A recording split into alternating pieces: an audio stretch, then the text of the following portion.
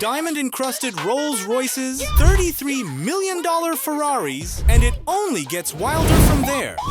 Left, right, down, Y-A, another sweet. These are the most extravagant cars owned by soccer players. And when it comes to spending millions, you can't forget my guy Aubameyang. Not only were his cars pricey, but they also stirred up quite a bit of controversy. Throughout his 14-year football career, he's earned over $80 million.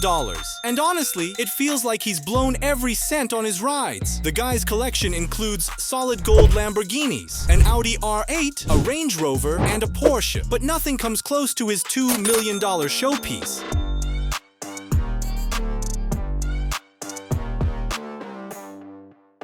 He's basically living out GTA in real life. This LaFerrari boasts a V12 engine, reaches speeds up to 220 miles per hour. Personally, I thought the paint job was slick, but his fans, they weren't having it. It's a well-known fact in the car community that LaFerraris are best kept in their classic red. So when Aubameyang posted his pearlescent chrome version on Instagram, the internet roasted him. Comments like, "I didn't think you could ruin a LaFerrari." Aubameyang clapped back as you'd expect. He wrapped his $300,000 Lamborghini Huracan the exact same way. With a garage like his, I didn't think he could outdo himself. But then I found out Neymar, he owns cars that literally no one else on the planet can buy. Back in 2019, after signing a $200 million contract, Audis, Ferraris, Bugattis, they just didn't cut it for him anymore. He wanted something no one else could own. That's when he found a $4.5 million supercar he couldn't resist.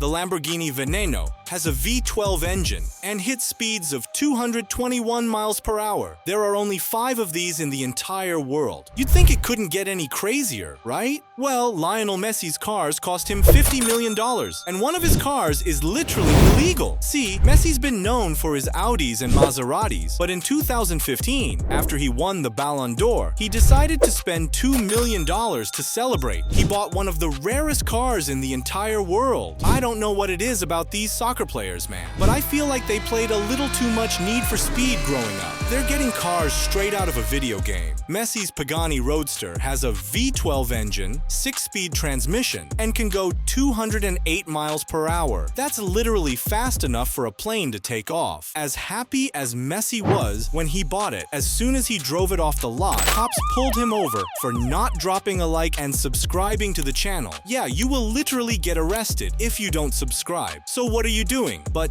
they also told him his car's so dangerous, it's not even allowed on the road. Yeah, I just hope he can get his money back. Otherwise, he spent $2 million for nothing. But do the math. He's still got $48 million of whips in his garage. Back in 2016, Messi got an anonymous tip that the owner of his dream car was finally selling it. So he dropped everything, raced to his private jet, and flew to the car's auction in Paris. But there was one huge problem. Cristiano Ronaldo. Before Messi's plane landed, Ronaldo offered millions to the dealer to buy the car himself, just so he could pull up to El Clasico in Messi's dream car. I guess the rivalry on the field just wasn't enough, but the auction house knew Messi was on his way and wanted to give him a shot at making a better offer. So when Messi showed up, the two battled it out, made their bids, and things got pretty heated. Neither of them were trying to leave without this car, but eventually, the price got a little out of Ronaldo's budget. That day, Messi became a champion again, but this time, the trophy cost him $33 million. Yeah, all that for a 1950s. Now, Ronaldo didn't let that loss get to him. After all, he's already got over $22 million invested in cars. I'm talking about so many that he literally lost track. How many cars does he have right now? I don't know. Yeah.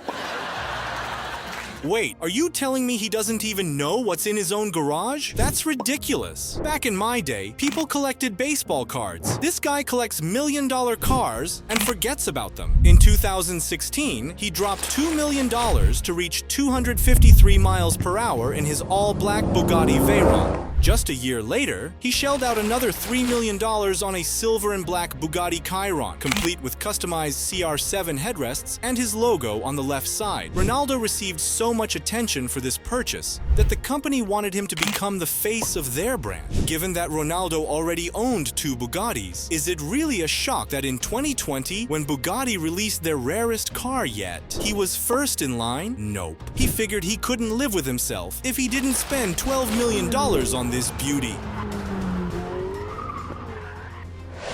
Ronaldo's not messing around. His all-white Bugatti 110 boasts an 8-liter W16 engine and can hit 236 miles per hour. And there are only 10 of these cars in the entire world. Even though Ronaldo has dropped $17 million just on Bugattis, he spent even more on cars for those rainy days. After winning the Serie A championship in 2019, he wanted to celebrate and spent over $900,000 on a limited edition McLaren Senna.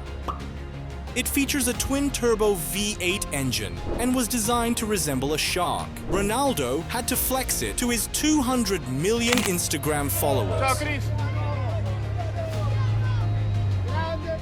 What's funny is, he only intended to show off the McLaren. He didn't even realize that 2 of his $400,000 Rolls Royces would sneak into the shot. But yeah, Ronaldo has a thing for those cars too. Honestly, from now on, Ronaldo should just Uber. This guy has crashed Lamborghinis and Paganas, costing him millions. But worst of all, one accident nearly ended his career. Damn, I'm just thankful Ronaldo came out okay. And there's one soccer player who not only learned from Ronaldo's mistakes, but from his own as well. David Beckham was an all-time great player, so it's no surprise his garage is packed with Ferraris, Lamborghinis, Porsches, and McLarens. After a speeding incident in 2018, Beckham made a vow not just to change his driving habits, but to change the world. He was caught driving a Bentley at 59 in a 40-mile-per-hour zone, which doesn't sound like a huge deal. But since this wasn't his first offense, the police took it seriously this time. They even considered revoking his license for good. Beckham's lawyer, Nick Freeman, wasn't about to let that happen, but he had one condition. Beckham had to give up his fast and furious lifestyle and hire a personal driver. Beckham thought it over. He had a garage full of supercars that could easily reach 200 miles per hour. The thrill of that speed was ingrained in him. He had to consider that he was risking more than just his own life. What kind of role model would he be if he didn't learn from this experience? Beckham saw this as an opportunity to inspire all of his fans, so he agreed to his lawyer's terms and hired a personal chauffeur. Now, whenever you see a Rolls-Royce or Bentley pulling up in his Beverly Hills neighborhood, you can bet he's in the back seat. At least he's alive and able to continue inspiring the world. It's not just about the cars, it's about what you do with them. And don't forget to hit the like, share, and the subscribe button. See you in the next video.